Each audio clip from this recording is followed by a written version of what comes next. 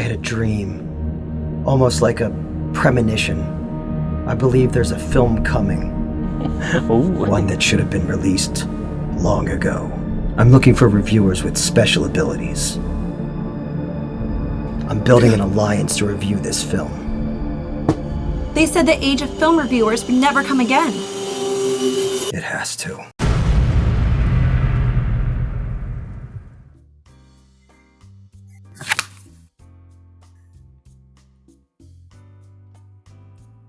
I guess no one wanted to watch a 4-hour-long Zack Snyder movie? Nope. I guess it's the Just Us League.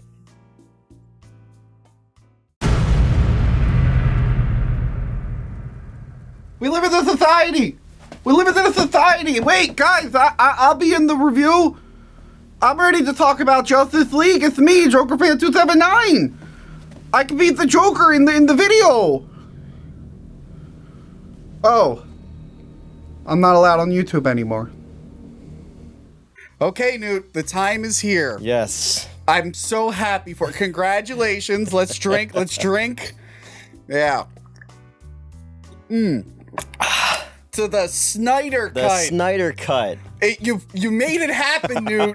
You made it happen. All by myself, just like you grew the show all by yourself. Yes, you did all those campaigns. I know. Well, to get it started, you harassed people on Twitter.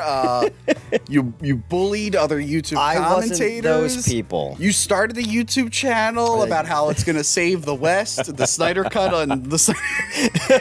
No, I got bullied for liking Zack Snyder a lot. I know. I was one of the people who bullied you. The only time I was part of any campaign was I gave money to the suicide prevention thing that they did. Yes, I bought this shirt to donate to suicide. Reject the Snyder Cut. Reject the Snyder Cult. Oh, okay. Yeah, this is from Jody's Corner. He was pissing off some Snyder people, so he made this shirt. Jody, I love you, but whoever printed this shirt printed it like an asshole. It like goes around and it's too far down, but the money went to a good cause. Exactly. And it's been sitting in my closet. I'm like, well, the Snyder Cut's Today's out. the best day. I mean, I ordered this thing just for this shoot, and we wore it in one day. Yes, it is finally here, and I'm so happy for you. Now, me is very much on the record. I'm not a big Snyder fan, although during our commentaries, I'm like, all right, you know what? But it's not so much I think he's good now. It's just so much of Hollywood's gotten so much worse that I can now tolerate, not all of them. Rewatching Man of Steel, I'm like, this was good until a point. Then watching Batman v Superman, I'm like, that works, that doesn't. I don't outright hate them like I used to. And you know what? Meeting me halfway is all I ask for. That's all you ask for. Because there's a lot of the Marvel movies I don't like, but if you say that now, you're like a pariah, so... Yeah. You know. Unless it's Captain Marvel, then you could start a YouTube channel, like the one you already started, with all your radical views. Like radical, like on a skateboard? Yes, like a skateboard. So this movie... I mean, I saw the original Justice League. So did I. And I thought it was a fun, dumb popcorn flick. My goddaughter liked it at the time. She was like 8 or 9. And that seems like a movie a 9-year-old would love. Had I been 9, I probably would have loved that movie because it's like, it's all the superheroes and they're fighting. Wow, I sound like an angry YouTuber who's not allowed on YouTube anymore when I do that voice, huh? I wonder what he has to say about Justice League. Oh, we'll find out. Maybe it'll be on patreon.com/hackthemovies. I don't know. So I knew what it was. I'm like, all right, they fire the director. Yeah. They got another guy to try to capture that magic he did with Avengers. And I was like, whatever. Yeah. It was like, this is a fun background movie, but I didn't think it was great. And then the rumors started with the Snyder Cut. It exists. Yeah. Which it didn't Well, they said that, so the thing was, they started filming it directly after Batman vs. Superman. Which was a problem on Warner Brothers' part for scheduling. You might have wanted to wait a little bit. Exactly. Yeah. And then it was one of those things where the movie was done, basically, and then they go, well, this is unwatchable. Yeah. And you go, okay, you watch the first trailer, like the first Comic-Con trailer, and a lot of the footage that's in that trailer all the footage in that trailer is in this movie, and you go, wait a minute, like, say you take out the new stuff they added, all right, and you fix the CGI stuff. how is the version we just watched unwatchable compared to the fucking theatrical version? Because here's the thing. Yeah. I hated the theatrical version. Yeah. I said it was better than Age of Ultron because that movie, I hate that movie. Like, it's just an over-bloated, stupid mess. People are liking that movie now because of WandaVision, but I think they're only liking the Wanda and Vision parts. I haven't seen WandaVision. I don't have HBO Plus, so I haven't seen any of them. No, I have problems. My thing with Age of Ultron, like, I like the actual movie. I hate all the sidetracking they did to set up all the other 10 goddamn movies. Yeah, like Thor in a pool. Like, the Black Panther stuff, and it's like, can we just focus on this movie that's happening right now? Yeah. So so I hated it, and then you it's so blatantly obvious the theatrical version where the reshoots were because like they didn't even try in some shots, like hairstyles and outfits that people are wearing. They did it post Ben Affleck divorce where he packed on some weight and his hairline's different, and yeah. So and you know, people know the backstory on this movie on why, you know, what happened to Zack Snyder and all that. We won't get into all that. Yeah. But there was a great Vanity Fair piece not too long ago, and like people who I know who hate Zack Snyder are like, yo, he got fucked. Like that's hardcore. Like, I don't think I ever hated Zack. I didn't really but I told you what. Oh, I've heard what some people did who went way too far. Yeah, and I'm just like, what? How is that a thing to say about another person? Yeah. Like, I don't like your movies. Like, I don't like the prequels, but I don't wish that something bad happened. That's something like I probably said shit like that when I was an edgy teen, but not as an adult. Yeah, like. And so we watched this. This is a 4-hour-long movie, and a good amount of it could have been trimmed out. Yeah. That's the thing. So here's the thing. The Snyder Cut didn't exist. Okay. There was a cut. Yeah. I don't think they finished post-production. What we're seeing is not whatever that original cut was, because he's definitely gone back and added stuff. Also, that cut probably would have been 2.5 hours. So what we're seeing a Snyder Cut. I don't think it's the Snyder Cut, but yeah, it's above the assembly cut probably. Yes, it's not it's not feature. It's a 4-hour movie. Yeah. Movies aren't really 4 hours. Sometimes you get a 3-hour movie. Yeah, like if you're making Rashomon, maybe you can make a 4-hour-long movie or like something like that, you know. So it's a 4-hour thing, and it was meant to be a mini-series. Yeah. That they then decided not to make a mini-series for some because so the reason this movie exists is because of the campaign from fans pushing and pushing and pushing. And because Warner Brothers last year found out they couldn't make any new movies. Yeah. And they were like, let's throw $20 million into a box office failure. So I really like this movie, so I have COVID to thank for it. Like Yeah, if this was going to be in a theater, it probably would have been a very different movie. But since he had the freedom to make it long, they're like masturbatory, just go crazy. There are scenes that go on, like Barry saving Iris is an example. That scene could have been 30 seconds and had the same impact. But he's like, nope, we're gonna play an entire song. First off, awesome song though. Yeah, but Song of the Siren is a great fucking song. It is. It is. But so Tony, how does this movie start?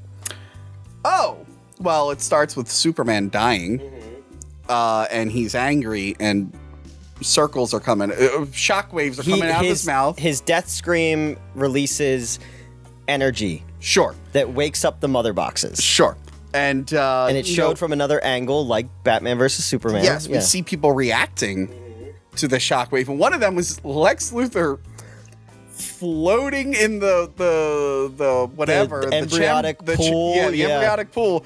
But it's I think I said in my tweet, Arrested Development season 4 style green screen effect. It is one of the worst green screens. You guys have done better CGI on AVGN. Yes. Hands down. I've done better CGI myself, and I'm not a filmmaker. I tell people I am. But no, it's one of the worst. I don't know why they didn't just use footage from the other delete. Why they felt the need to flip it. I was just like, what the fuck? It's very jarring. It is not the end of the bad. And for anybody who hasn't seen the theatrical cut, they're not going to know what the fuck or if they only saw the theatrical cut of Batman vs Superman, they're not going to know what that is. Yeah, you know. Yeah. It's a problem. But I like when we what is it? It goes to Themyscira. Yeah. Which you kept calling Themyscana or something. I'm from New Jersey. And we find out that the Amazonians, the box hasn't woken up yet. So in the chamber where the mother box is, everyone's job is to just stand there with the sword all day long. And just protect it. I assume there's a reason why they were all there doing that. I assume they take shifts. Yeah. You know, there's a lot of them there on CGI horses. Yeah. And then you go to Atlantis. Yes. And you show that the Atlanteans, their box has woken up as well, and it's at an outpost, and we meet Mira, and Mira has a British accent because they didn't start shooting Aquaman yet when they filmed her scenes. Yeah. So, yeah. If they were going to get... Because she came back for the reshoots, because I guess Snyder doesn't care about men being abused, but that decision hasn't been made in court yet, I guess. But, you know, I mean, he just sees Johnny Depp, you know, just evidence of Johnny Depp being abused, and Zack Snyder says, well, jury's still out. Sorry I hit you like this, but I did not punch you. I did not fucking deck you. I fucking was hitting you. Is that how Zack Snyder talks? Yes. But since he brought her back, why didn't he just have her use the American accent from the other movie? Just dump those lines. It was weird. Yeah, but so after all that whole intro, the mother box waking up, it starts with Bruce Wayne looking for Aquaman. Yes. And right away, I'm like, oh, this makes a lot more sense. Because in the theatrical cut, he fights a parademon who smells fear. I'm so glad they cut all that shit out. And he's trying to get that burglar who was one of the guys from Alien 3. And Creepshow. And Creepshow 2, but Alien 3 specifically. They cut that out. But in that version of the movie, Batman's clean shaven as Batman. And then he goes to see Aquaman, he's got a full beard. And then he's shaving the beard. It's like, wait, he grew a full beard? Well, he's Batman. On his way to... What the fuck? So this one makes a little bit more sense. It's like... Because then you were like, well, wait a minute. How come he didn't take a plane in there or a ship or all that? And then they said it. They're like, yeah, because of the storm, nothing could get into that area. So he takes the horse, you know? Yeah, but I mean, he's got a bat plane. Yeah. Yeah, but from what we learned, he's really bad at landing them, so... Yeah. And he talks to Aquaman, and it's a lot longer than the other version. And better. It's a lot better. Aquaman still has that line, strong man is strong as... What is it? Strong man is strongest alone, which I thought was a Joss Whedon line, but it turns out it's a Zack Snyder line. But he cut out the Bruce Wayne going, like, this is Ben Affleck doing like Kevin Smith era dialogue, and he's like, that's not the line. That's the opposite of the line. Yeah. And I'm like, oh no. They cut out the awful greens, because that, in the theatrical cut, that's one of the scenes where you could tell they reshot it because the green screen's so bad. Then there's throat singing. And then there is throat singing. Which I didn't mind because it works with this kind of textured world of like Aquaman is their god, basically. He brings them, food on the king tide. And I guess none of those people who were on the beach at that moment know English. But because Aquaman says, oh, Bruce Wayne, dressed like a bat. But Kieran was in the other room with us and he was like, who are they going to fucking tell? They're in a little Norwegian... The internet? Maybe they don't have the internet there. Wow. Way to assume those people don't have the internet. Norway, if you're watching, tell me I'm wrong. And then, Junkie XL came back to do the music, and he ripped off End of Days. Every time. Anytime you see Wonder Woman or the Amazonians, it's always the End of Days kind of, it's like over the top. But they use her theme a lot better. They use the Man of Steel theme a lot, which is great. Like all the music cues from that one. Yeah. I thought that was really cool. No, I really, the Danny Elfman music, I have problems with Danny Elfman in that movie. Yeah. A little bit of a... Give us Bridget Fonda back.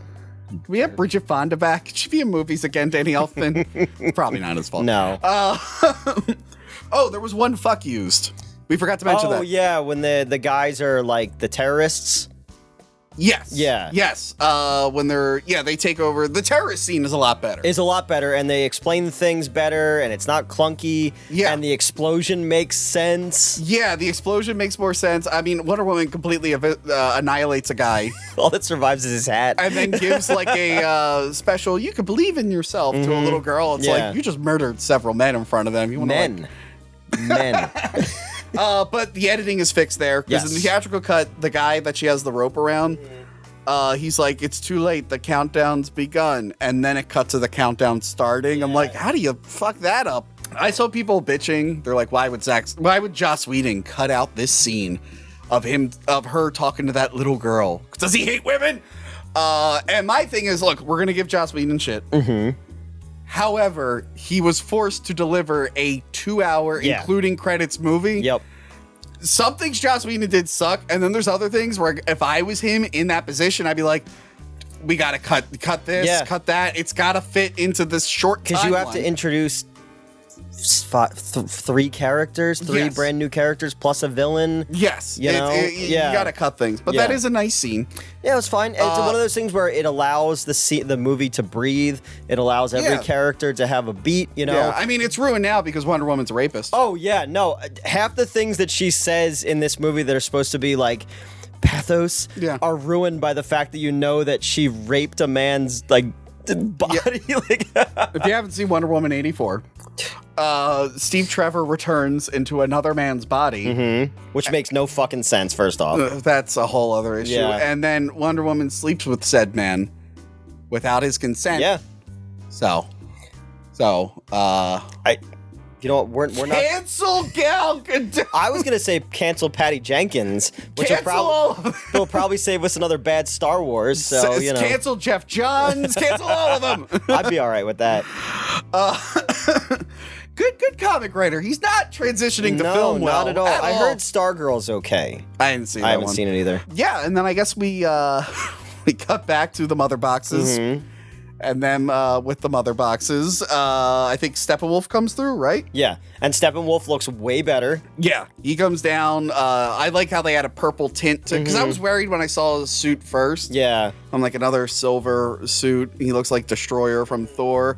But they added like a purple tint. I like that it can transform. Yeah, it's like a chain link, but it like turns and all that kind of stuff with it. And this scene's kind of similar to theatrical, where he comes in and tries to take the box and he fights all of them.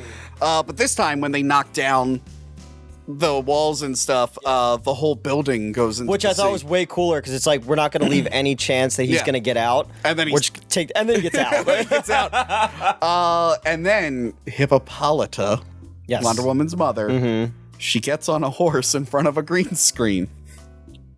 This is the second time that we laughed out loud. Which I was like, oh, that looks terrible. Hallelujah. Hallelujah. It looks so bad. It looks worse than the horse in Frankenstein Conquers the World. Oh. Check out my podcast for that. It is one of the most awkward I would have put a cut. I wouldn't have done that transition. It looks terrible. Nope. It looks awful.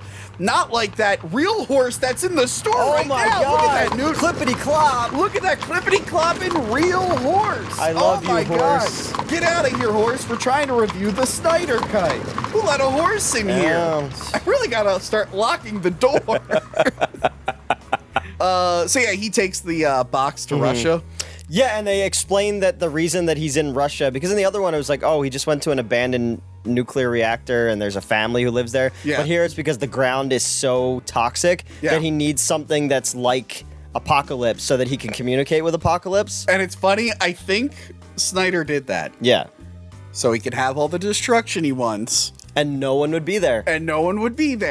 Because I think he came up with that idea last minute in Batman v Superman, which is why they led to that weird dialogue. But now it's just like, it's been abandoned for 30 years. Yep. That makes more sense than everyone went home today. No one ever works downtown in Gotham City. I'm Anderson Cooper, and they all went home. Right, Nancy Grace? Yes, they're all home. So it makes more sense in this version. But, like, I get why Joss Whedon might have put the family in there, because you have to show that people are in danger. Just one family, and then they give Aquaman the line. They're like, there are people who have no place else to go, and they just want to live. And he's just like, yeah, I know what that's like. And just like, oh my God. But whatever, it's just an abandoned thing. Yeah. It's radioactive. It's good for the mother box. And he's able to communicate with Darkseid, who is one of, Darkseid's right-hand man. Yeah, one of the old guys. Steppenwolf did something to get himself banished from Apocalypse. They ever say what I don't think they tell you. I mean, in the comics, they talk about it, but... Yeah. They never say what he did to betray Darkseid that got him kicked out. So he's gone to Earth because the Superman scream. Yeah. And the mother box is called to him. Yeah. And then he for some reason, communicated with the Kryptonian ship. I don't know if that's ever explained. Yeah. I don't know how the Kryptonian ship... Because later on, the Kryptonian ship is like, yo, don't do this. Yeah. This is a bad idea. Wait, how did the Kryptonian ship because they sent out... How the fuck did Russell Crowe communicate as a hologram Ghost Dad? No, but I'm saying, like, how would Steppenwolf even be able to communicate with the Kryptonian ship? Well, was it connected to the mother? It might have been connected to the... I don't know. We don't know any of this stuff. Anyway, it called out to it. We don't like comic books that much. That's right. Yeah. We hate comic books. Yeah, we just like cars and ladies. Yeah, what are we talking about? Justice League? I don't know. Anyway, Newt, I noticed you have some facial hair. Yeah. You know what would help you? A Gillette razor, like the ones they sell in the Snyder Cut and the regular cut, because they had a brand deal with Gillette. Yeah, and it's just a close-up on the Gillette razor as it's underwater. Newt, is this the best a Batman can be? I thought my Just Us League line was bad. Like, look, it's not as bad as Man of Steel. Man of Steel is pretty bad. Man of Steel is pretty awful. I'm gonna hit him with the U-Haul truck into the IHOP that's across from the Sears. 7-Eleven. And then we're gonna go to Sears. So this is kind of the same as theatrical. Star Labs has taken over LexCorp's operation at the Kryptonian ship. I was still wishing Superman would grab that thing and make it his Fortress of Solitude. I assume he's going to at some point, but... Well, when the new reboot Superman, they're probably going to do. So yeah, Star Labs is there. They have the thing now at the ship. Wonder Woman sees the beacon. Right? Oh, yeah. So they lose the mother box, and there was the armies of men, the armies of Atlantis, the armies of the god, whatever, and they gave Wonder Woman's island this one beacon that if anything ever happens, they have to fire it and it'll alert the rest of the world.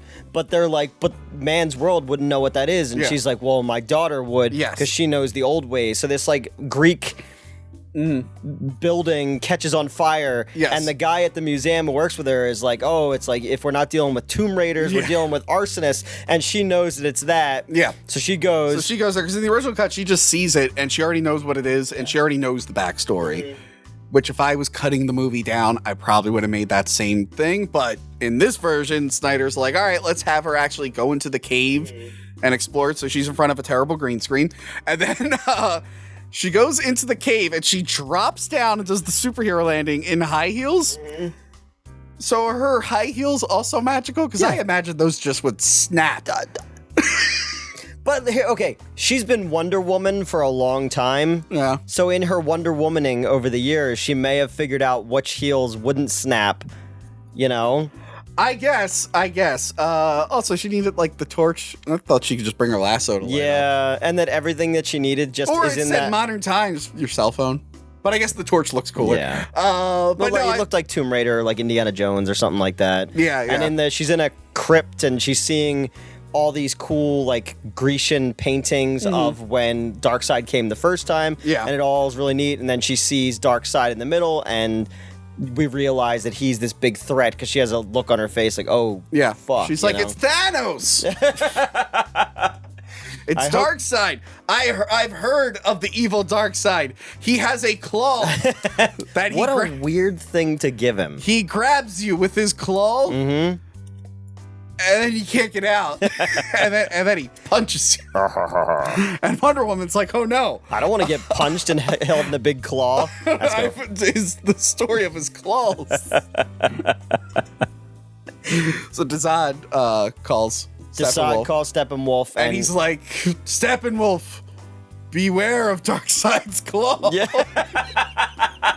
And then Steppenwolf goes, I loved you in Alien 3. Yes, the guy who did the voice. So they cut out the one Alien 3 actor, but they added another Alien 3 actor. Yeah. Isn't that crazy? Sidebar. You guys have been wondering over the last few months what our plan is to have you all YouTube search Alien 3. I just want you to know, I can't explain the specifics, but it's that's working. A secret. But holy shit, it's working, and I didn't expect that joke to work. So keep at it. Anyway, Wonder Woman tells the story of what happened during the big battle. And it's way cooler. It's way cooler. Yeah. I don't remember if the gods were actually taller than the people in the original cut. I don't even remember them being in it. I was at the gym the other day and I caught 20 minutes of this movie while I was on the bike because Edge Fitness has a movie theater with treadmills and bikes. So I watched 20 minutes of Justice League and I was like, ugh, that's a little rough. Yeah. So I didn't remember it that well. But yes, there was a big battle. Mm-hmm. Yeah, they sent an invasion force and you could actually see Ares' voice actor's face. Yeah, which on was awesome. The muscular bodybuilder. Yep. Yeah, which was great. Which they said was in the previous one, but you couldn't really tell. And then his helmet looks how it was supposed to look before they changed it in post. Because when you see the early Wonder Woman toy line, it's the one with like the jaws and stuff. Which is way cooler. Way cooler than what they came up with. But yeah, it's awesome. You see more of the Green Lantern. Yeah. He was in the other cut, but you see more of him. Gets his fucking hand just cut off and the ring zips away. All the armies of man. Yeah. Before, I think they just focused on like King Arthur or whoever the hell that was. Yeah. But you see like all of the world are combining and then the Atlanteans. What the fuck does... Oh, King Trident. King Trident's just like standing. By the way, I don't think his name's King Trident. I forgot Aquaman's dad. It's not his dad. It's his great grandfather. Well, no, his dad is the Samoan guy. Oh, he's Jango Fett. Yes, okay. This is his mom's first husband. Oh, all right. Yes. I've only seen Aquaman once, and I really liked it. It was really good. Yeah. Also too long, but anyway, that's a different story. Yeah. So he's constantly like shooting light. And maybe there's like a shockwave, but like there's a couple times where he does this thing with the light and it seems to have no effect on just anything. Yells and they're just like, he's not helping. He's not helping. Why do they keep cutting to him? He doesn't look like he's doing anything cool. But yeah, the fight flows way better and they're fighting Darkseid. Yep. But not Steppenwolf. Now, what is he? You said he had a different name at this point? The U-axis. The U-axis. Yeah. Now, what makes him Darkseid as opposed to U-axis? Just he grows into being a big monster leader. Okay. Yeah. Now, does he become Darkseid when he gets the power of the magical claw? Yes, he doesn't become dark. It's like the Infinity Gauntlet, but it's the Gauntlet.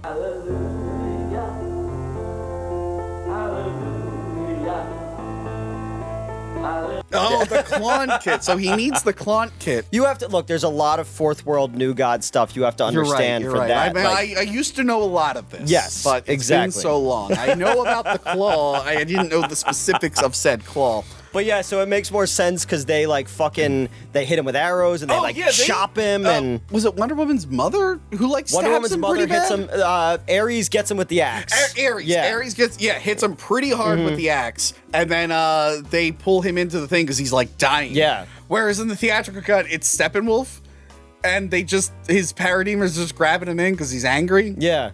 Doesn't make any fucking sense. But the Unity doesn't work. But also here is where we find out like Darkseid was there for other reasons. Yep. They were like, he came looking for something and he found it and then he wanted to terraform. Yep. But we find out what it is later. And it's way better the way the scene is done. They're in like the aircraft thing where Bruce is working and it's not bad green screen. Yeah, it's not shot on like a beach or like the river or something. They're walking in front of like Cyborg like spying on them. It's not like that. He gets fucked in this. Like in the theatrical cut, Ray Fisher got fucked. Ray Fisher is really good in this. Yes, he's and very he did good. get fucked. Now, I know there's a lot of controversy with his like employers at Warner Brothers. He's alleging a lot of things. People haven't been seeing a lot of evidence. They've done investigations and couldn't prove it. He's caused such a stink that they kicked him out of the Flash movie. Which sucks too, because after seeing this version, I was like, man, I want to see more of him doing stuff. Like, he's so good in this, you know? If Ray Fisher, if that stuff happened, I hope he gets revenge on all his former employers. Yeah. Now, so we get to see some parademons like bringing Atlanteans onto the surface, which is kind of cool. And they're just like destroying them. Steppenwolf like grabs the one and a little spider thing comes out. And I said it was a Starro, but it's not. You think it is? It would be really cool if that was a Starro. Because a Starro is it's an organism that can like control you. Yeah. This was just a spider robot that would just project what you're thinking. But it could be part of it. Like, they've conquered all these other worlds. Why wouldn't they have used that technology for something else? I mean, they could have gotten the idea from a Starro, I guess. I like Starro a lot. I like Starro, and too. And Starro was the first villain that they ever fought in Justice League #1. That's true. So I like Starro, too. I just don't think this is Starro. But I like the idea that they had, like, this guy, like, I'll never tell you, and then it's projecting because it just is reading his mind. It's Hashtag release the Starro cut. Release the Starro cut! Well, now I'm going to have to find something new to say because release the Snyder cut is what I used to yell before the moment of climax. So now I'm going to have to start release the Ayer cut. It's not the same. It's not the same. Never is. We get a flashback, speaking of Cyborg, to like his mother and stuff. And like when he was, like we did see his tragic backstory. Can we, for the love of God, can we stop doing the cliche where someone goes, Miss so-and-so, and they go, Doctor so-and-so. It's like, it's 2021. This shit might have worked in the 70s and 80s. Yeah. I think we're all used to female doctors. Female doctors, doctors of color. We're the past earliest doctor I can remember when I was a kid was a lady doctor. We know women can be doctors. Yeah. It's not impressive anymore. It's like, we're all equal. I mean, now. it's still impressive when anyone becomes a doctor. Exactly, but it's just we work in a video store. I know. But it's like, you're not like, no one in the audience is going to be like, ooh. Yeah. They're going to be like, okay. It's like, whatever. Like, realistically, if that happened, the person would be like, oh, I'm doctor. And it's like, oh, I'm sorry, doctor. Yeah. Or they would be like, I don't care. Yeah, sure, Miss Stone, whatever. Yeah, whatever. Your husband works on alien just a little technology. time. We did a Kong Skull Island commentary track, and I forgot that I guess that movie took place in the 70s, so it justified it, but they have that thing where, like, the Brie Larson, they're like, you're the photographer? And she's like, last time I checked, it's like, oh, he was shocked it was a woman. It's like, please, can we kill this trope? For equality. Women should be introduced to movies the same way as men, okay? And I'm tired of seeing that goddamn cliche. It's so annoying. But I like the whole thing when Cyborg's learning his powers. Well, yeah, because his dad leaves him a tape. Yeah. Because he's not talking to in his backstory, his dad didn't show up to his college football game. And his mom is telling him, like, he's busy at the lab, and she's telling him, like, you're going to do great things. And she may be a doctor, but she's not a very observant driver. No, she's a terrible driver. And that has nothing to do with her gender. No, not at all. They just get fucking smashed by a truck. Yeah, Victor Stone, he's just the top of a body. He's just the top part of a body. Pretty horrifying. And he's still alive somehow. And so his dad, like, feels super guilty about this. Yeah. And so his dad leaves him a tape about what he is and what his powers are, and how he can control the nuclear stock of the entire world at his fingertips and all this kind of stuff. But okay. Snyder can be on the nose sometimes. Oh, cut to picture of Man of Steel with Superman in front of the Jesus picture. They're like, you can control the nuclear arms, and you see all the nuclear arms, but then it's like, you can control entire economies, and it's demonstrated by a bull and a bear fighting, like the bull and bear market. And he just walks between them into that building where there's where it's like every bank account on Earth, and he singles out one lady's bank account, and it's just like a couple pennies. And she's a good person. She's a waitress, and she doesn't make that much money, and she gave money to a homeless guy, and she was evicted. She's all sad. So then he magically just gives her more money. So back then, Victor Stone knew that money's just fake. Yeah. Even in 2017, Victor Stone was like, yo, dude, I saw the ones and zeros. We all found out recently that money's just fake, and it has no real value, and you can just make it up and print it at will. I mean, I get paid in Screenwave bucks, so I'm not really sure. Those are very valuable. Oh, okay, you want to hold on to it. That's going to be the next Bitcoin, I hear. Oh no, my toxic masculinity. Yeah, he gave her more regular money. He didn't give her any Bitcoin. Yeah. Hey, lady, this thing's gonna blow up. If this movie was made in 2021, though, he would have given her Bitcoin. Yes. Yeah. Anyway, the next Snyder Cut of the Snyder Cut will have that fix in it. But I really like that scene where we're going into his memories and his backstory and how he discovers his powers. But then he crushes the tape recorder before the guy goes, "As your father's." Yeah. It's like, fuck you. That might be the part you want to listen to, Victor, but, you know, it's going to be important Fuck to the you, end. guy who made an evil robot for the second time. Because it's Victor Stone was Miles Dyson in Terminator 2. Yeah, yep. Why didn't he come back for Genesis? They had a different guy playing Miles Dyson in that movie. And he's not that much older looking. That movie took place in 2017, even though it came out in 2015. He could have just got him. Or maybe he read the script and was like, ha! Yeah. No. Instead, I'm going to come back. Well, no, I guess he wouldn't have. He didn't shoot any new scenes for the Joss Whedon one because Joss Whedon got rid of every other. If you were not white male, you weren't needed in the Whedon cut. There's one shot I remember from the Joss Whedon cut at the very end where Cyborg's suit changes. And next to his dad. Yeah. Okay. But they could have like inserted them they in could have there. done that. Yeah. Oh, we should mention what's his name? Ryan Cho?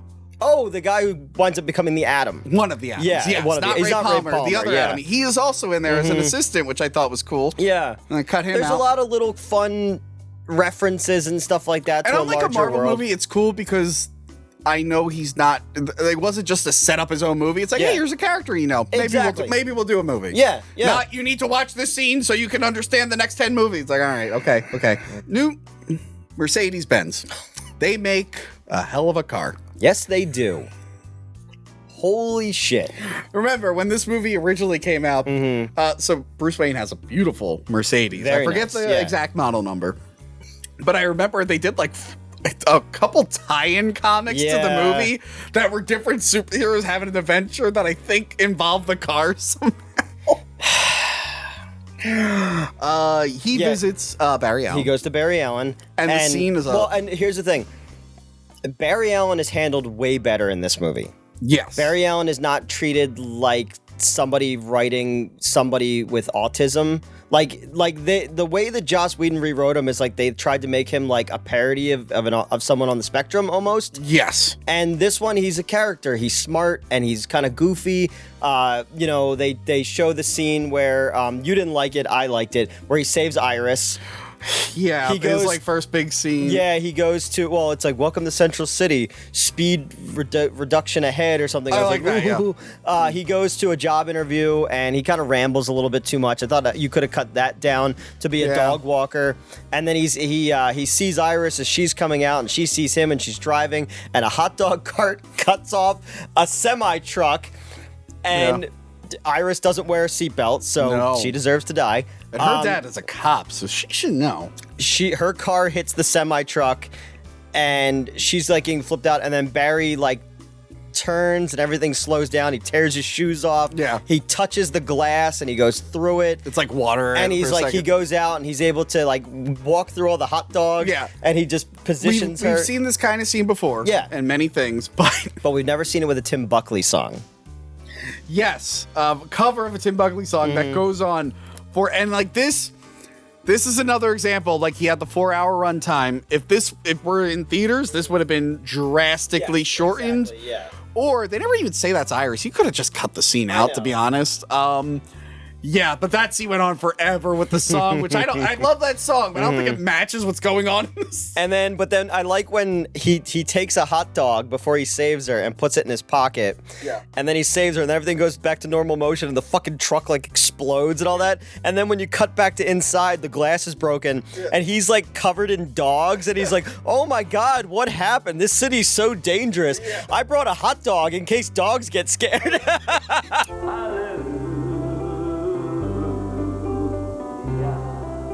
He doesn't have any questions about brunch. No, thank fuck. But I have a question, Newt. Yes. Where is the goddamn Justice League mother box food crate that I was promised? So the lead up to this review, I showed Tony that there was this $130 mother box. Yes, and you said we could get it. We could get two. And then I had to run it upstairs to management and go, is it okay if Of I... the video store? Of the video store. Dude, this is a first. Who'd you tell? I had to tell Mr. Lobo, and Mr. Lobo said, I don't think it's in the budget. Mr. Lobo, he just owns the building. He doesn't... He's not even... What the fuck? We have his sash here. I don't even know if he's in continuity. I in should this. start wearing that from now on in episodes. We're gonna get to the point where they're like, hey, what happened? How did you become the landlord? And I just lift up Mr. Lobo's head and put it back down. Anyway, I don't know what this management you're speaking of is, but yes, you ran it I through had to get it approved, and when it finally got approved, I went to go order it, and it was sold out. I wanted that box. I thought that box, even after we were done with the food, it would look really fucking cool. I really wanted that Big Belly burger. I know. That Batman shake. I really wanted those Aquaman fillets. Fish fillets, yeah. I don't know what was in I don't remember what was in there, but it looked cool. It looked really fucking cool. Yeah, I would have loved to have reviewed it and ate a tasty meal. Yep. So Bruce goes and recruits Barry, and it's the same thing. It's like, I need friends. That's great. He takes them with him. Yeah. Okay, so they still have stuff where the parademons are kidnapping people who might know where the box is. Because they have the radiation scent on them, basically. Yes. And there are police sketches of what it looks like. Yes. And it looks just like Batman. Which makes more sense in this version, because the theatrical version, we get that scene with Gordon and Crispus Allen. Because they kidnap Silas's Stone.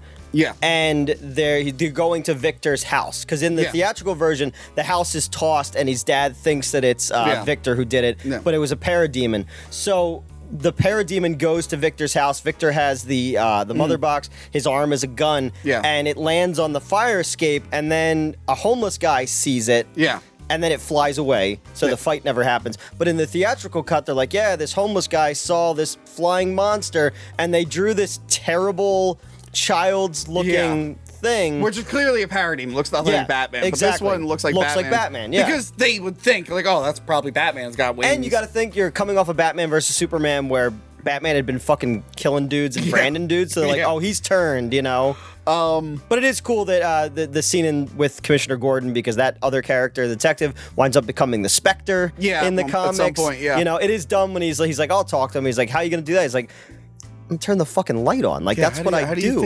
Always call him? I don't know. I'm still not sold on the Gordon hair on J.K. Simmons. Maybe that's because I'm just used to seeing. I wanted more J.K. Simmons though. He has a lot of great lines and looks in this movie too. I like the idea of him as Gordon. I wish more of him would have been nice.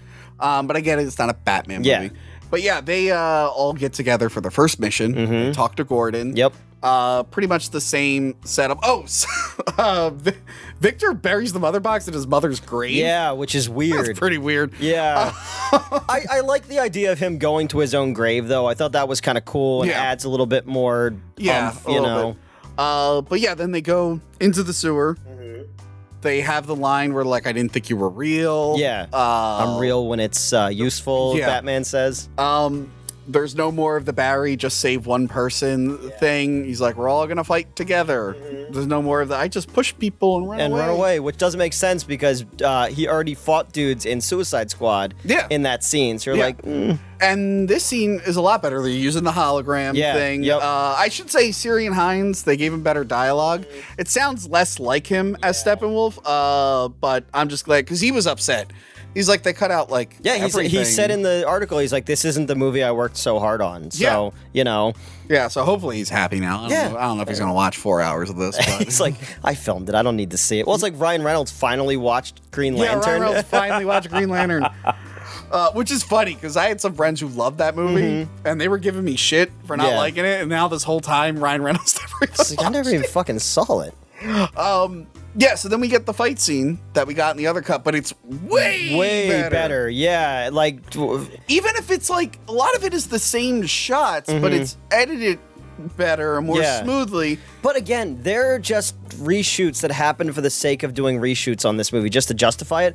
Small line changes or angle changes that Joss Whedon reshot just to show that he was the boss. Yeah. And there's just Warner Brothers said this movie was unreleasable. Yeah. I don't buy that for a fucking second. If we saw the cut that existed crammed into a 2-hour thing, maybe it was unreleasable. Maybe. I don't know. there's like this specific movie, Epilogue aside, this specific movie, if we crammed it into 2 hours, that would probably be harder. You're gonna lose a lot of the extra stuff. I don't know. I really liked it, and it's the whole thing is like the wonky CGI aside. There was thought put into the shots. I was saying to you in like some of the scenes when they're with Wonder Woman's mom, I was like, the cinematography is beautiful in this. Like, there's a richness to the colors because and there's the director texture. was actually there. He knew, he had an idea of how to cut it. And that's the whole thing is I keep reading from reviews of this movie is it's like, you know, it's amazing what a director can do when he has a vision and it's not just a job for hire. Joss Whedon was doing it because he's like Joss Whedon really Richard Lester 100 no, he did, because Richard Lester fucking turned it into a 1970s farce comedy. Well, there are some things I like that Richard Lester did that I wish were still in that. Like, I like when General Zod carves his face into Mount Rush. That one's good. It's fine. I want whatever, it's fine. I just like that there's... Michael Shannon should have carved his face. I just like when there's 3 gods fighting in downtown Metropolis and people are on roller skates eating hot dogs. They're like, whoa, you know? Whatever. Where were we? We're talking about Justice League. So the fight in the sewer. The fight in the sewer, which is a lot better. It flows smoother. We still get... Oh, we get to see the hostages.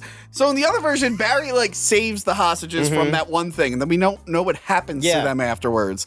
This one, we see that him and Cyborg, like, took them outside. Yeah. They saved them from, like, some debris, and they made sure they were okay. And it's cool because, like, something, like, big structure falls on them, and Barry's able to, like, move really fast and get all of it, except he misses one, and you think that the people are going to get killed, and then Victor comes out and blasts it, so you see that these people are saved. Yes. And unlike the other one where they're like, what happened to all those people? Don't worry about it. And then we get the thing where he catches the rocket and blows it up. Yeah, that's still in there, but it looks better. A lot of the dialogue is a lot better in the scene, less cringy. But then we see... There's no, Jesus, he's tall. Yeah. Then we get a scene where, like, the water starts flowing and Wonder Woman sees Aquaman in the water. So in the other version, it makes it seem like she's gonna stop the water.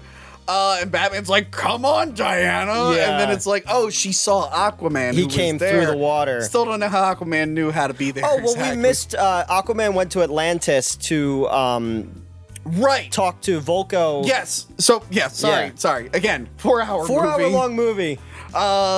He went to near Atlantis. Met Volko, who has different hair, with a Willem Dafoe character from the Aquaman movie. He's the one who gives him the suit and the trident. His line delivery when he's like, take up your mother's trident. Like, there's more oomph in that scene than he had in all of Aquaman. Yeah, you know? And then he has a scene where he fights Steppenwolf with Mira, and they still talk in the bubble. The Mira scene's fucking awesome because he's got her, like, pinned, and she uses her powers to start pulling the moisture out of him. Yeah. And it's not water anymore, it's blood. But, you know, cancel Amber Heard. Yeah. Drive Angry is a great movie. Yeah. So now we know, because before in that other cut, he's like, I'm going to need something from you. And it's like, Mira gave him the suit. Yeah. Why would she do that? And then she's like, you need to go do this, Aquaman. But now in this version, it's established that his brother is war hungry and doesn't care. Like, he's more concerned about the underwater stuff. Much better. Yes. More Atlanteans, more Victor stuff. So Aquaman shows up. They still don't explain how he knew they were all there. Well, when Batman went to go see him, he goes, Gotham City's a shithole. I mean, how did he know he was specifically in that area in Gotham? He's a superhero. Did a fish tell him? A fish told him. Fish told him. Yeah. Do you talk to fish? That's cut out. They cut out all that, yeah. But this scene, I still have a problem with this scene in both versions. So the water's flowing, Barry's hurt, he no longer lands on Wonder Woman's boobs. Yes. And they're like, climb onto the Nightcrawler, and it'll climb us up, and we'll be safe from the water. And I'm just like, Wonder Woman can fly. Why doesn't she just grab the other two and just whip out of there? She can just grab them and Victor's like, I'm fine. And even, I know Wonder Woman 84 is the first time she flew. If you justify it, she can jump real high. She can still jump really. She could have saved them easily. She threw the fucking bomb up in the air in the opening scene and jumped she like just throw them.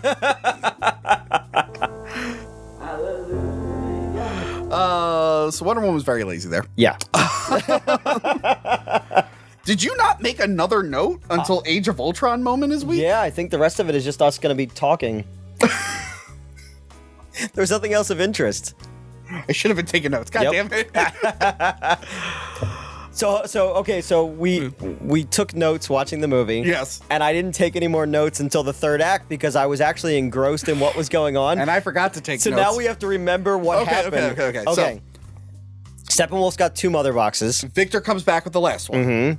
Mm-hmm. They bring it back. There's another great scene with Gordon where he's just looking at like there's a robot man and there's a god lady and there's a fish man. And he's just like, what the fuck? They bring the box back to that hangar. Yeah. Not the Batcave, the hangar, which looks way better in this version. It's still a little digital, but the color correction helps it, whereas that brighter, tanner color correction in the other version did not help it. And they discuss bringing Superman back. You get the nice little hologram.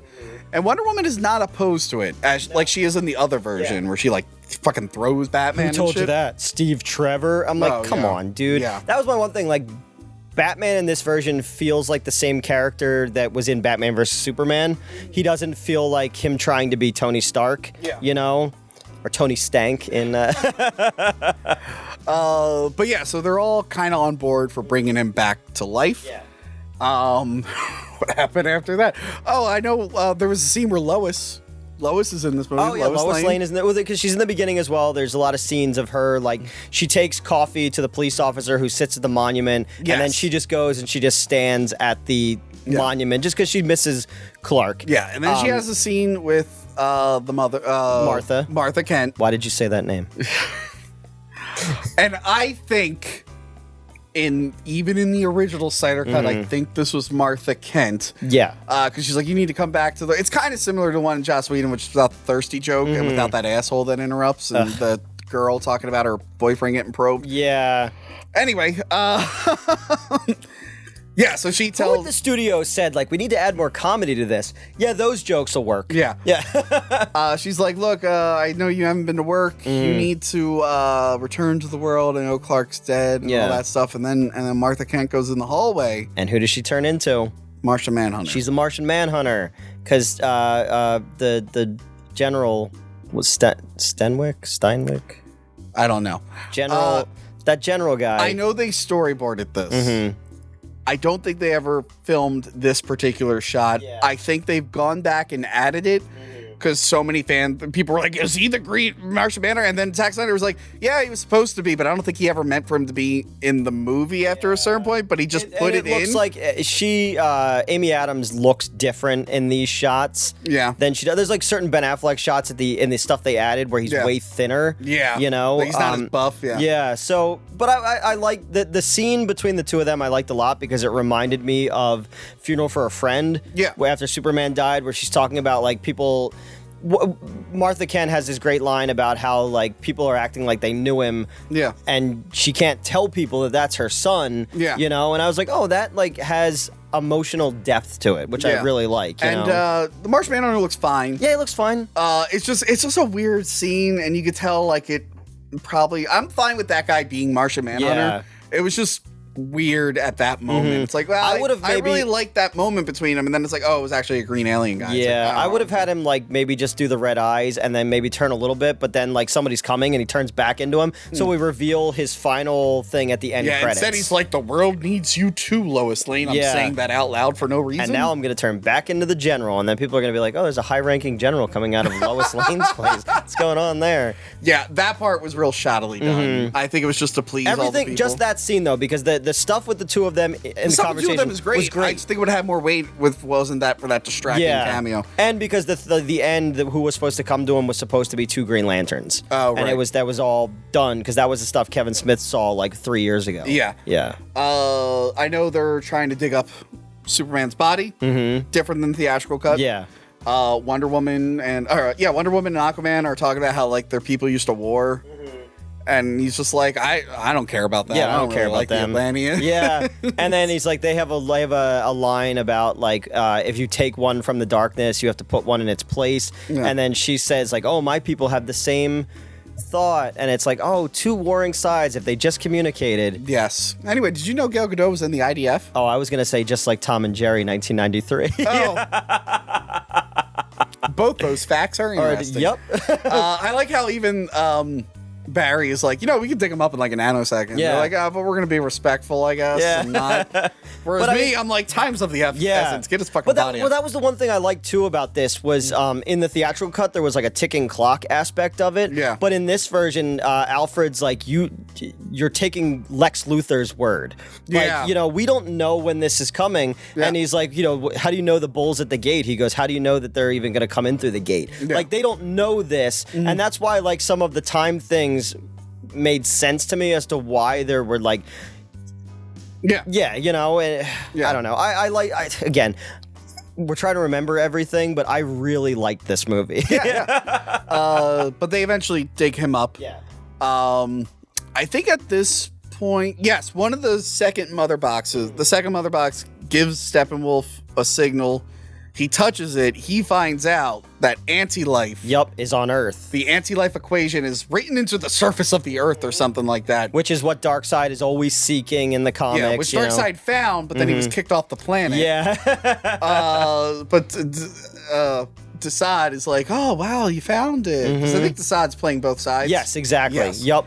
Yeah, so he has like a whole other reason for conquering it now. And then you see Darkseid. Yeah. And when Darkseid like is there, Steppenwolf's armor Which gets was stripped. awesome. He stripped Steppenwolf of his armor in front of his god, basically. And I was like, that's cool. I do like that ended up being like a hologram because people are like, Darkseid's like 1,000,000 feet tall. I'm like, Nah. that's weird. But Apocalypse looks really neat. I really want to see more of that world, Yeah, you know? the parademons look a lot better too. Oh, 100. And there's different types too, which was cool because they were like the things in Suicide Squad, like the eyeball things. It's like, no, these actually have like, there's thought behind them. Because even in the nightmare sequence in Batman vs. Superman, you could tell that there was like a hierarchy of them and stuff like that. There was soldier ones and insect ones and all that. I really like them breaking into the Star Labs site. Because they said that they scanned all the people who were taken prisoner by Steppenwolf, and they're like, oh, you're cleared to go, and then they want to get into Star Labs to bring Superman back, so they get into the system and say that there's an alien contaminant in the system, so it gets everybody out of the building. But I mean, there's more sneaking in. I think there was just a little bit of that last time, but not a lot. So that explains why it's so fucking dead in there and how they were able to get in and do all that shit. But that makes sense. Again, little things like that make it a story. Yes. You know? But they break in. They have the plan with the box. It's kind of like the theatrical. Although Barry Allen's like, hey, I can charge it, but when I do this, time gets changed. Yeah, and so they explain that. They set up the Speed Force, and they give him, like, a reason why he doesn't go that fast and why he hasn't tested himself. Yeah. And it sets up what happens in the movie, you know? And I like how, like, because before in the other one, it's just like the box falls and then he touches it right away. But now it's like it falls, but then he's like reversing. He reverses time and it brings it up out to give himself a little bit more time. Yes. There's not that terrible close up of fat Ben Affleck when the face lights up with the lightning. And I was just like, oh my God. So an editor was like, this has to be out in November. What do you want? And then Superman comes back to life. And what I like in this version, so Lois Lane has gone to the site to pay her final And first respects. off, Superman comes back 2 hours into this movie. Yes. Yeah. Yeah. Really late in the game. She's like, this is my last time coming here. Hey, Jimmy Olsen from that other Superman movie. Here's a coffee. So she just happens to be in the area. Which makes so much more fucking sense. Yes. The big guns. Remember the big guns? Oh my God. We get the fight scene again of Superman fighting them, and it kind of plays sort of the same. Similar. There's no jokes. Like, no jokes. You still get the funny scene. That was good. I was glad that was a Zack Snyder thing and not a Joss Whedon thing. Yeah, I really enjoyed that. Superman, like, he's disoriented when he comes back, and he's not like evil Superman, but he's seeing that their heart rate is racing and all that. He scans them, and then he sees Victor's defense system comes on, and he just reacts to that. You know, he's like reacting to stuff. Exactly. Like even when the military shoots him, I like when the bullet shoots him, you see his face ripple, and he's like. But the best scene in that is when he's walking towards Wonder Woman and the Flash is coming at him and he just bumps him out of the way, but he throws him into Aquaman and they get knocked out. But I was like, that's a great little beat. But again, all these little beats, like, why did you take that out? Yeah. Even if you had to make it a 2-hour-long movie, then take out the news report of the woman's husband getting probed by aliens, you know? And then they, we forgot, Batman's gauntlets. Yes. Oh, those are really cool. So Alfred took the gauntlets and he put, Kryptonian technology. The material from the Kryptonian ship into them so they can absorb the blast from the apocalypse weapons. Yeah. Yep. But they're even able to absorb Superman's laser to a point. They eventually explode. So Superman almost straight up kills Batman. Yeah. And if he didn't have the gauntlet, it wouldn't have worked. Then Wonder Woman, Lois Lane, seeing this, by the way, bullshit. I don't think Wonder Woman should know the Kal-El name. I agreed with that. I was trying to think where would she have known? Maybe but I guess if they had dossiers on everybody as they were putting the team together, because they show the footage of that Lex Luthor had on his computers, and maybe because Lex Luthor knew who Bruce Wayne was and Clark Kent was. And I guess because he worked on the ship, maybe he knew the name Kal-El. It's a little weird. I thought it was weird that she knew that exact name. Yeah, she said it twice. The name he doesn't go by. It's weird. But yeah, so Lois Lane shows up. Clark is his slave name. Yeah. Lois Lane shows up and sparks his memory. I'm like, oh, that's way better than Alfred being like, here's the human shield to save Batman. Hope it works. Yep. The only thing that they took out that I thought would have worked was when he's he's got Batman up against the thing and he's blasting him, and Batman has the gauntlet up and Batman's like, the world needs you. In the other cut, he says, but it doesn't need you. Yeah. I thought that line would have been good there, but in this one, it makes more sense that he would be disoriented, and he's not doing it on any other reason than reactionary. Yeah. And then he sees Lois, and she kind of calms him down, and they fly away. Yes, and the others go back to the Batcave. And Barry isn't annoying this time. Yeah. He doesn't say, it's a cave. It's a bat cave. And then he's speeding around. Yeah. He's in the car and shit. He's not super annoying. They're still coming up with the plan. Yeah. Back up. Mother Box gets stolen, but unlike in the other version where it just gets stolen, Steppenwolf comes down. Silas Stone, Cyborg's dad, puts it in the chamber and superheats it, and because they were testing a thing with the guy who's going to be Adam, and they're saying how they can cause a radiation signal inside. They can inside this alien technology, and that's a little thing that pays off later.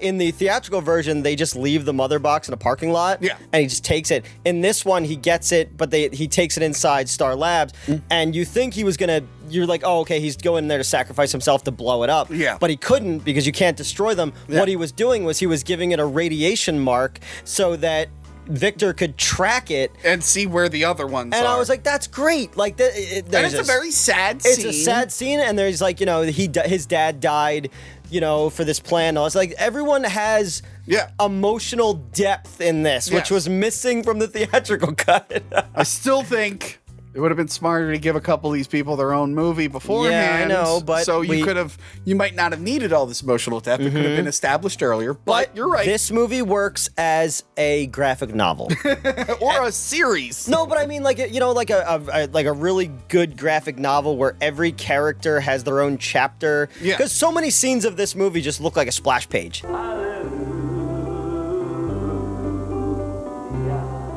Yeah. And not the bad Age of Ultron one that made us laugh. We're getting the But Age there's of Ultron, a lot of just shots that look like they would be something out of Alex Ross or Frank Quatley or somebody like that. And the Superman stuff with with Lois and Martha is a lot better at the old house. There's no terrible CGI. It's a lot better. Lois is kind of Victor's the heart of the movie, really, but Lois has the most emotional stuff to do. Although I do love the scene when Victor's dad dies. The single tear that comes out of his human side. I was like, that was great. That really worked in this kind of movie. And then so Superman, Martha shows up, and he's like, they brought me back for a reason, and he goes to the scout ship. No dying this time. Remember that line? Oh my god. Oh yes, ma'am. Yeah. The Shrek face. Yeah. I wish KG Beast would have killed you. But in that scene where they're back at the Batcave, Bruce Wayne mentions his dream that he had. Yes. It's like, I had a dream that Barry was here warning me about Lois being the key, and she's like, well, all women. Well, so there was another nightmare sequence that. No, when does Victor see the nightmare sequence? when everybody's dead. No, okay, yeah, there was another nightmare sequence Yeah. when they were reviving Superman, and he sees, like, what can happen. Yes. Because the ship is warning him. Oh, okay, yeah, so we skipped over that. Wow, so much in this movie. Yeah, so the ship is It's a like... 4-hour movie Yeah, that we sorry, fuckers. Anyway. So the ship is like, what you do, you can't undo, and it's warning him, and Victor, like, is connected to the thing, and the ship shows him... Wonder Woman is dead on a like Viking funeral pyre, and then the scout, the Steppenwolf ships or Darkseid ships show up, and then like fucking Lois Lane is dead, and she's a skeleton in the Batcave, and then like Darkseid is like comes up behind Superman and puts his hand over his shoulder, and that's when in Injustice he gives into the anti-life equation and stuff like that. I was like, oh, that's cool. Like, I like that Victor gets to see that. Yeah, he sees everything that'll happen. Yeah, so that was really cool. Yeah. Bruce is talking about his premonition when Flash came back. Because she's like, he's like, I had a dream, like a premonition. Yeah. She's like, and he's like, no, it's something darker than that. Like, there's something else that he's still not connecting to. And that's what we see in the epilogue. Yes. And then the ship gets fixed. The flying... The flying fox. Flying fox. The Nightcrawler and the flying fox is a bat. Batwing V2. Whatever. Because it Batwing 1A, like Ghostbusters. Oh my god! It wanted to fly, but it couldn't, and they kept trying to fix it, and him and Alfred couldn't fix it. Yeah. And then Victor was like, "I'll work on it." So they get it flying. Yeah. And they're gonna go to Russia to go and stop Steppenwolf because and Batman is just hoping he's gonna come. Superman's gonna go. He's like, I hope so. Well, yeah, because he says to Alfred, he's like, he'll show up. You're safe. It's fine. I like the way he says it to him because even he's not sure at this point. You're okay. It'll be fine. It'll be totally fine. Superman's gonna come. It's gonna be great. And then Superman goes to the ship, and all of the other suits come out. Yeah. So I think Zack Snyder in this edit. Oh, that's definitely we figured it out. Yeah. So he was always meant to take the blue and red suit because in the original deleted scene that they released, he passes the black one to get the blue and red. I know he's since changed it to black, which is fine. But there is a scene, you think, with all the CGI. So there's the famous, there's like a deleted scene where Alfred, he is fixing the car, and Superman shows up, and he's like, "Oh, you're Alfred," and he's like, "Oh, he said you would come. Let's hope there's time." Yeah. But there's a shot over Superman's shoulder at Alfred, where you can clearly see blue and red. Blue and red, and it's just plain like, as day. But before that, when they mirror the first flight scene from Man of Steel, and it's Pa Kent and Jor-El talking both to in him his head. and I telling think that was him, pretty good, you know, and you were like, well, why does he wear the black suit? And I was like, well, he's still weak, and the black suit absorbs solar energy, and he flies up into space, and he has a Christ pose, and he absorbs the energy, and that's when he goes to Alfred. Isn't Zack Snyder Jewish? What's up with all the Christ imagery? But I mean, it's all different religions. Like that's why. I guess. Here's the thing about these movies: why I think they stand apart from the Marvel movies. The Marvel movies are great. The Marvel movies are McDonald's. They're you know exactly what you're getting. They're comedies. They're action movies, kinda. Yeah. DC characters are modern mythology. Yeah. I look at our Batman as a Titan, Wonder Woman and Superman. So I like that Zack Snyder, and a lot of people hate this, found a way to put Arthur legend and Christian legend and Jewish legend and Muslim legend and Titans, Roman, all that stuff into one. I like I like the texture of that world, and that's what I think bonded me to this series more. Yeah. You know? Now, if the DC heroes are legends and Titans and godlike, what Greek or Roman parallel was I in The Dark Knight Rises, which is a movie that I was in? You were Giuseppe the monkey tender. I don't know. So I'm fine with him switching the suit to black for this fight. For this fight, yes. Yes, we'll get into where I have an issue with it. But yeah, they get to Russia. Batman just hopes to die, which I thought was great. That Batman's like, I'll lure them off, you guys go do the thing. He's like, I'm just a guy. Yeah. You guys seem like you need to take care of this. I'm just a guy. But like, I know my limits now. Yeah, but it's also an idea of like... I left my big metal suit at home. I'm sorry. But it's in the movie. Did you see like... It was in the other cut, too. It still got the Superman's handprint on it. Yeah. But I like the idea that Batman, like, he failed Superman, and he was wrong, and he became everything he didn't believe in. Batman's arc ends with him dying for this mission. Yeah. Because he says in Batman vs. Superman, he's like, I'm older than my father ever was. This is the only thing I'll ever do that matters. I feel like that's a tie to that. So he's going to take out the tower. Yes. And let the other ones get in. Yes. And then it gets like super violent where he's just like machine gunning the fuck out of parademons. And you know what? I did not like Batman's violence in the previous film because I don't like Batman breaking the no killing rule. I know it's like a stickler. The reason I like the no killing rule is because some writers kind of make Batman so fucking overpowered. Yeah, he's like Jesus. He's so smart and everything, and he can predict everything. And it's like, if he could just kill people, then all his stories would be 5 seconds. I'll go, there's the Joker, I shot him because I'm so awesome. Yeah. So I like the no killing rule for that. So that's why I like even that awesome warehouse fight. As awesome as it was, the fact that he was killing people, I'm like, this is taking me out of it. But he's a different Batman. But fucking space cicadas, I don't give a shit about that. You can kill the fuck out of space cicadas. Kill a million space cicadas. I like when he whips the car and the one gets thrown into like a spear. Yeah, that was awesome. Like fucking, I like when Batman gets to fight aliens. Yeah. Who I guess he makes an exception for human-looking aliens, but when he fights other things, he's like, I don't give a shit about this. I'll fucking murder him. I'm gonna murder so many bugs. Yeah. He does still have that terrible line. He's like, "Follow me, you damn insects!" And I was like, "Oh, Batman would say something." No more of that siren that calls them or angers them. That's terrible. all cut out. Well, they do have a thing early on where Steppenwolf's like, smell their fear. But I think that's just like an intimidating line. Yeah, exactly. It's not like in the other version where like they feed on people who are scared. It's like, okay, how are they not eating everything? Yeah, exactly. Did they kill the Scarecrow? He seems to be like real into that. But Batman does not die. No. Because all his best friends show up to save him. They come in. Wonder Woman is in a really weird CGI model that fucking clotheslines two of them. Yeah, that was great. Yeah, so and then, stupid. They're all fighting. Some of the dialogue is a little different between Cyborg and Aquaman, but he still goes, "My man," and he still surfs on the one. Thing he's because Aquaman's falling and he grabs him and he says, "You're welcome," instead of like, "Rod's not over." Yeah, and then Batman drives through a building and they all stop for a hero pose like in an Avengers movie. That clearly had to be a fuck you to Marvel kind of thing. No, I think maybe that early on, the studio was like, you need a shot like that. Yeah. And then he decided to just keep it in this version. That's the only time in the third act where I was just like, ooh, I don't know about that. I like when Cyborg, like the parademons are following him, so he has lasers, and he just cuts the buildings down and they all just start falling. Yeah, the action scene was really cool at the end. I don't know if they've gone and added more to it.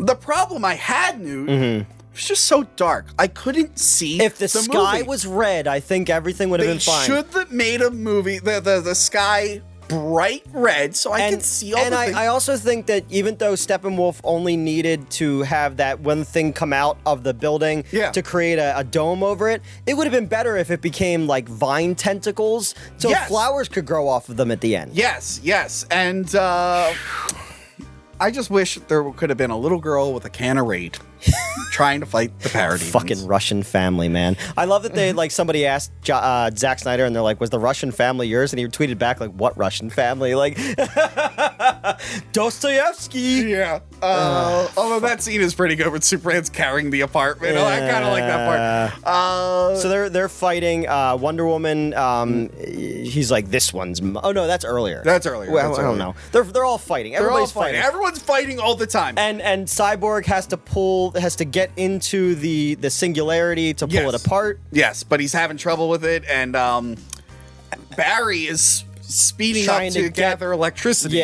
Not saving Russian family, gathering electricity. And Batman's got a big alien gun. And Batman's on like a turret outside, just murdering things, while Wonder Woman and Aquaman are like physically beating him up. But then Steppenwolf almost kills Silas. Yeah. Or not Silas, he's already dead. Steppenwolf almost kills Victor, and then Superman comes down, does the whole not impressed. Yeah. And then he breaks his axe in this one. He just completely shatters the axe. Yeah, he blows cold breath on it and shatters it. Yeah. Some of the fight is similar to the theatrical cut of him like beating him up. He doesn't do that line where he's like, this guy's still bothering you.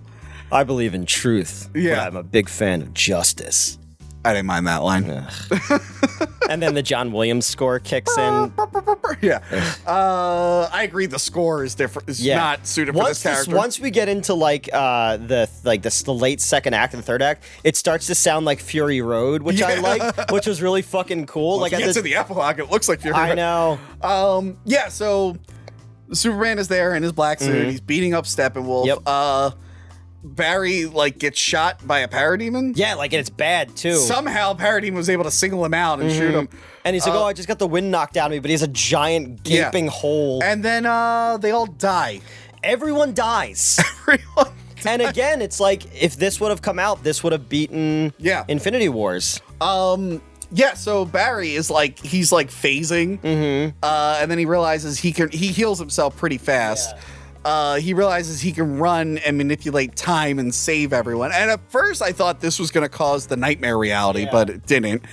And he goes back in time, because I was like, wait, is Superman dead? And then we saw that he was completely atomized. Yeah, his skeleton is growing flesh back on it. As time is being rewritten, you see his skeleton go back. It was terrifying though, because Victor, his skin is forming back on, and you see where he's missing part of his skull and stuff. That was pretty cool.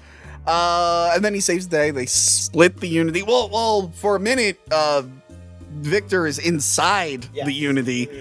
And the mother box is trying to mess with him, pretending to be his family. It's showing him before his accident and his mom and his dad, and it's he's I'm happy for who I am. But then you see the mother box looks like three angry ladies. Yeah, which is weird. Yeah. And while this is happening, this whole time a boom tube is opening, and Darkseid, Granny Goodness, and Desaad are on the other side, and they're looking in. And at no point does anyone decide hey, maybe we should shoot him. No, they don't know. Batman should be I'm gonna shoot that big alien there. Yeah. I love shooting aliens. Now that I don't kill people anymore, I'm gonna kill everything else. Aquaman should have been I can fight this guy with my fist. Let me throw the trident. Yeah, but instead, as the fight's happening, fucking Steppenwolf has the trident come out of his chest, and then Superman punches him into Wonder Woman, who jumps and cuts his fucking head off. His head rolls into the boom tube where Steppenwolf steps on it and crushes it. And then the Justice League faces off with Darkseid, and the boom tube closes. And then you go to Apocalypse, and he's just he failed. We knew he would fail. Yeah. So we're going to do this the old-fashioned way. Yeah, because Darkseid wanted to avoid an all-on assault. Which is what the terraforming was going to be, to get rid of all the metahumans. He's let me just terraform it first so I can just study this. And he's all right, I guess I have to fight everyone again. So they're going to bring an army to Earth. Oh, he got to do his Omega beams in that one nightmare sequence. In the one nightmare sequence, we both got really excited underwater when they're showing everybody dead. Yeah. Darkseid kills Aquaman and then fires his Omega beams underwater, and I was like, yay! I'm a child! He cried. He actually cried. I didn't this time. I need to run to CVS and buy some Justice League Pez dispensers for us to sign. We didn't get the Pez dispensers. We're going to get Pez dispensers. They've been there for a year. I know. Nobody wants the Justice League Pez. We're going to give out Pez dispensers. The Wrong Turn DVDs have been sent out. Yes. 2 people won the Wrong Turn DVDs. Anyway. We get this nice ending. Nice ending where Victor puts the tape recorder back together. Yeah, the mother boxes don't get destroyed in this version. No. And he doesn't say booyah in this version. Well, I'm okay with that. And there's no no fucking flowers growing on the vines. And then Superman, it looks weird seeing Superman there in the black suit for that group shot. So we get to the end, which originally in the theatrical cut it was Lois saying all this stuff, but now it's Victor's dad. Yep. Being people gotta believe in whatever. And I think it works with this because it's they need to bring about the Age of Heroes. Yeah. In the one where there was Darkseid came the first time, the world was united in that. And Steppenwolf says to Darkseid, he's like, this world is too divided. They'll fall. There's no Kryptonians here. There's no Lanterns here, whatever. So this is an age of heroes where people can come together again. What the fuck is Abin Sur? That's right. This is his space sector. Yeah. Earth is in his space sector. Where is Abin Sur? Abin Sur and Kilowog are supposed to be in the post-credit scene. Where Bruce Wayne wakes up and there's a green light and he looks over and he sees them and they tell him that Steppenwolf knows, or Darkseid knows how to find Earth now and he's coming. Okay. But instead they changed it and we'll get to that. Yeah, so the ending's pretty good, showing everyone in their little element. Except Except Superman is still wearing the black suit. Yeah, and they do the scene from the theatrical cut where he takes the glasses off and he goes down the alley and he pulls open the shirt. Yeah. He shouldn't be wearing the black suit at that point. At this point, no. No, he should be Superman Yeah. that we all know. I don't know why he felt the need to do that. I don't know. Because even people who like the black suit would have probably agreed it's fine if he didn't have the black suit. Because he's Superman now. This was the 3 arcs, the 3-story arc that was supposed to happen for him to become the Superman that people know. He's not brooding and sad anymore. You know? And then we get the setup to the Batman movie that's no longer being made. Yes. The Batman movie that was supposed to be written and directed by Ben Affleck, and then was supposed to be written by Ben Affleck and directed Matt Reeves and starring Ben Affleck, and then now it's a different movie set in its own universe. Yeah. So we go to a completely different Arkham Asylum. Asylum for the emotionally unwell or the something. emotionally unwell. And it's the same actor. The guy's like Luthor. He's a guard. And he goes down into the cell and he turns around. And it's not Lex Luthor. It's a crazy guy. It's a crazy guy. And it turns out that Lex Luthor's been freed and he's on a big yacht. Yeah, which and same like the theatrical, and then he's meeting Deathstroke. Yep. And it's so funny because I could tell like they didn't shoot anything new for him. Like in the theatrical cut, they just didn't have him. They redubbed one line and then just used facial expressions. But he's basically like, "Hey, I can help you get Batman." He's like to Deathstroke. He's like, I assume it's an eye for an eye situation because he's only got one eye. I also like that he's like, "Oh, I'm much better now. I had some much needed therapy." Yeah. And so he's less crazy like he was in Batman. No, I think that whole end scene works so much better in this. I really thought that was a Joss Whedon thing with him dressed as like the Gene Hackman Lex Luthor. I thought that was like, wow, I didn't think Snyder would do that. Well, it's definitely better than A League of Their Own. It's definitely better than that. Shouldn't we have a league of our own? Yeah. And where's the Flash racing Superman over brunch? Oh, yeah. Yeah, that's pretty funny. So they have this whole thing, and so it's like that, and it would have set up the Batman movie where Lex Luthor tells Deathstroke that Bruce Wayne is Batman. Yes. Boom. Then we get the epilogue. Yes, which was awesome. I don't care. I thought it was fucking awesome. It's in the future. Everything has been destroyed. It's Mad Max times. Batman is leading Mira, Cyborg. Because Zack Snyder loves women who abuse their husbands. Allegedly. Even though there's recording that proves it. So Zack Snyder hates men. Keep going. Yeah. He just loves oily, muscular men, I think. Like, that's the thing. Like, all of his movies have that motif.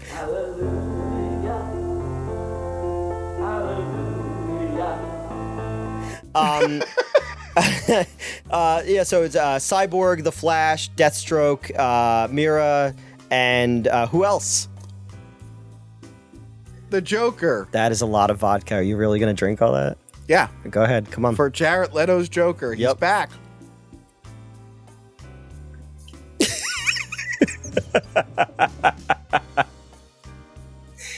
He's back. Yep, he's good. He's back. So his tattoos are gone. His tattoos are gone. What happened to his tattoos? It's a post-apocalyptic world. So wait. So Apocalypse removed his not Apocalypse. Darkseid removed his tattoos but brightened his skin and darkened his mouth. He looks much better. So they're hiding from like more bug-like aliens now, and the world's been decimated, and they have to get to a place to hide out. Yeah. And you have this team, and they're like, why did we bring him? And then we reveal the Joker. Yes. And he's wearing a SWAT team. He's wearing a What was that Jesus picture? That's just something they did on set, I think that's something they did to piss people off. And his SWAT vest is covered with the badges of all the cops that he killed. And then you have this really cool little scene between the Joker and Batman that was clearly shot like 2 weeks ago because Ben Affleck's way skinnier. Yes, and I like Mira's like, what did you ever lose? And Joker's like, I know he lost him, and Batman's like, better be careful. He's like, and then he just starts saying all the wrong stuff, and Batman's like, you're not being careful. Yeah. And he's like, because I'm your best friend. The Joker's his best friend, and he's like, who else is gonna give you a reach around? Yeah. And I like your theory where like the world that's been under control of anti-life, the Joker is unaffected because his mind is so fucked. His mind is so broken. So he gives. They're having a whole conversation about like people he's lost and people he's loved, and he's like, and you find out Lois Lane dying. Lois Lane died. Which again, I've always hated the idea of just Lois dying, make Superman evil. Yeah. I like it weakened his spirit so he can be manipulated. That makes way more sense. Because really, Superman would be like, wow, that's really shitty. Unless she was like pregnant, like they were gonna do that, and it was I could see Superman realistically would one, he would either spin back time, or he would be like, well, that's just a way of life, and I have to accept that. I don't. Superman to me not be like, my girlfriend died? Well, I'm Hitler now. Yeah. So I do like how in this version of this, like they're like he could be manipulated. That was a point in the movie's favor. But you have the line where he's like talking about to Batman, and he's like, well, you sent a boy wonder to do a man's job. And I was like, oh my God. And and Batman says to him, he's like, you know what, talk about people who died in my arms. Yeah. He's like, when Harley Quinn died in my arms, you know, I promised her that I would make you die slow. She said when you kill him, and he's like, when I kill you, and I will fucking kill you. To make it slow. And Joker's kind of like, hang on. Yeah. And he gives him the card. He's like, as long as you have this, we have a truce between us. Which makes sense with Batman v Superman. The Nightmare one, he has it on his gun. I just like it. I know you're not a Jared Leto fan. No, here's the thing. I know people who aren't Jared Leto I know fan. one person who's definitely not a Jared Leto fan. Who's not allowed on this channel. Or his friend, his mega bat friend. No, for me, I like Jared Leto as an actor. I thought his Joker sucked. Yeah. And I think one of that part of it was him. I think he went a little nuts, and the director was like, do whatever you want, it'll be wacky. Exactly. And then later on, they were like, we should have reeled him in a little bit. This is unusable. And also, I think the character was written like shit because what can you do in that? And this one, he was such a small By the way, sample. Suicide Squad commentary track out now. I finished editing it this morning. Oh, good. Yeah, but in this, he was fine. I would have loved to have seen this version of the Joker. A lot more quirks, a lot more like, I like the way he laughed in this one. Even when Superman lands and evil Superman shows up and he goes, ah! Like he doesn't care. Yeah, like, I'm probably gonna die or whatever. So they have that scene, and then Bruce Wayne wakes up. Yes. And he meets the Martian Manhunter. And he's not even fazed by alien monsters that fly anymore, and he's like, who are you? What are you doing here? Yeah. And he's like, I think it's time that I start to take an interest in the Earth or whatever. And then he says he'll be around and he's gonna help, and he flies away, and the movie ends, and it sets up that unfortunately there's never gonna be a sequel. Here's like it's not the same movie, but it's the same movie. Yeah. It follows the same story, but again, I would like to see a follow-up. No, now. me too. I'm a guy who really hated the series. I want that Batman series. I want to know about the death of that Robin. And I've liked this universe post-show. Like, I liked Aquaman. I liked Shazam. Yeah. I even liked the Harley Quinn movie. I think it was a mistake to make it Birds of Prey. Yeah. But the Harley Quinn stuff, I was fine with that. I would have liked to have seen maybe a character from those other movies incorporated into the Nightmare sequence. Maybe like Shazam or... Well, not even Shazam. Like, what if like Black Canary is on their team now? That way it shows that it's all connected. Yeah. But yeah, like it follows a lot of the same beats, but it's so weird to think that a studio said that was unusable, and it's like, man, this is great. Like I really liked it. I'm glad that we watched it. I'm probably gonna watch it again so I can kind of soak up a little bit more of the nuance. I might watch it more in increments. I know we took a break in the middle, but because I know my girlfriend's probably gonna want to check this out, but she's not gonna want to sit one And it's scene. not a perfect movie. It has some major flaws. It has some problems. It doesn't need to be this long. No. But as a fan of a dude who's a filmmaker who has a vision and did versions of these characters that I've always wanted to see, I'm happy that he got a chance to tell his story. I'm glad people like you who have been on board the whole time with Zack Snyder. I call them stupid people. You call them fans. I'm glad you got this. I'm happy. It's like when the Eagles won the Super Bowl. Exactly. I didn't care. Yeah. But I was happy for all my friends who bitch every time they don't make it or lose the Super Bowl. I fell asleep when the Eagles won the Super Bowl, and I missed the entire thing, and I only woke up because the fireworks went off near my house because I live near Philly. Yeah. And I was like, oh, I guess the game's over. I thought we were being attacked. I'm like, this is it. This is it. I'm going to steal the Declaration of Independence. Kim got a rocket to work. He did it. I believed in him. I can't believe none of the people who I went to recruit wanted to join our team. I know. I can't believe it. Well, at least I was here. You were. And who knows, other people on Patreon who have different opinions of this series might also do their own review. I might sign up for Patreon just to find out what those people's ideas of this movie there's people who are not allowed on YouTube. So yes, check out Patreon, follow us on Twitter, Instagram and stuff, and other subscription services, and other things. And check all those out, and like, share, and subscribe. That's it. That is it. Oh my God! Finally, it's over. I haven't peed in 6 hours. I'm gonna go back to reading New Frontier. Hey guys, before the video ends, there's just one last thing I have to do. If you're familiar with my friend Trisha, who's been on the show, I'm good friends with her brother, and I owe him an apology. So let's call him. Hello? Frank, this is famous YouTuber Tony from Hack the Movies. Who? Tony from Hack the Movies, famous YouTuber. Oh, Tony, the guy who loved the recent Justice League, the Snyder Cut. Yes, I am on camera right now, and I am calling to apologize for months ago when I said the Snyder Cut will just be a new bad version of Justice League and not a good Justice League. How did that turn out for you? It turns out I was wrong, although to be fair, they gave him 4 hours to cram as much as he can into the movie. If it was a 2-hour time slot, I think it wouldn't have been that good, but I am a man of my word, and I apologize for doubting the genius that was Zack Snyder. You know, even though you call me and you do give me a little bit of lip about it, I think that I'm okay with this. I think your apology is truly meaningful, and you mean it from the deepest pits of your black heart. But hey, I'm more excited for Justice League 2 and 3. How about you? I highly doubt if that's going to happen, but if it happens, I will be positive from now on. That's good. That's good. Hey, when you end this, you should put up a picture of the Rotten Tomatoes score and also the fan score, just to let everyone know, how wrong you were. Okay, I apologize, and I will see you soon, Frank. All right, I love you. Hey, hack the movie. Let's go, baby. Bye.